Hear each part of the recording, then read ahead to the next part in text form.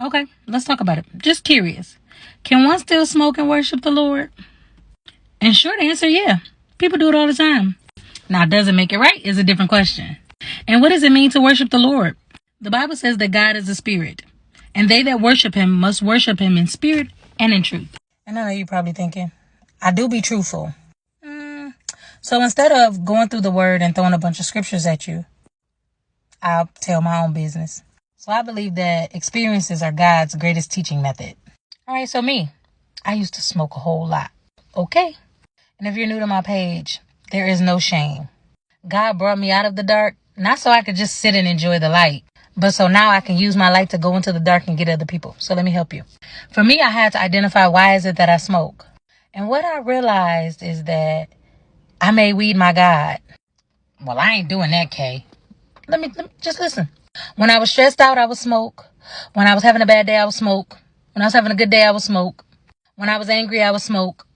To get hungry, I would smoke. Now let me switch it up a bit. When I was stressed out, I prayed. When I was hungry, I prayed. When I needed something, I prayed. When I was frustrated, I prayed. When I was excited, I prayed. When I was joyful, I prayed. And so you see, in moments where I could have been communing with God, I was smoking. Now, the Bible does say to be sober-minded. You're not sober-minded either. But I realized if I wanted to be closer to God, I had to get rid of that thing that kept me further from him. And weed was one of them. Smoking was one of them. And then on top of that, financially, I was asking God to bless me with more money and I was throwing it away. Because, yeah, it may make you feel good for a moment, but it doesn't really change anything. When you come down off your high, you're still in the same situation. And those feelings and emotions that you had that pushed you to smoke is still there, which causes you to smoke again, which creates a cycle that the only way you get set free from is if you're delivered. Because you can stop, but if you're not delivered, you'll start again. And so along my journey of worshiping the Lord and still smoking, he showed me, like what was inside of me for real. And then we began to deal with those things. And what do you know? I no longer had the desire to smoke. The delusion of why I smoked was no longer there because God exposed it. And so I started to ignore what the enemy was telling me.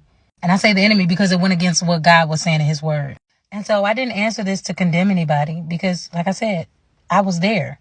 My ex-husband was there. And the reason we don't smoke today isn't because somebody told us that we was going to go to hell for smoking. We stopped smoking because we realized it was interfering with our relationship with God.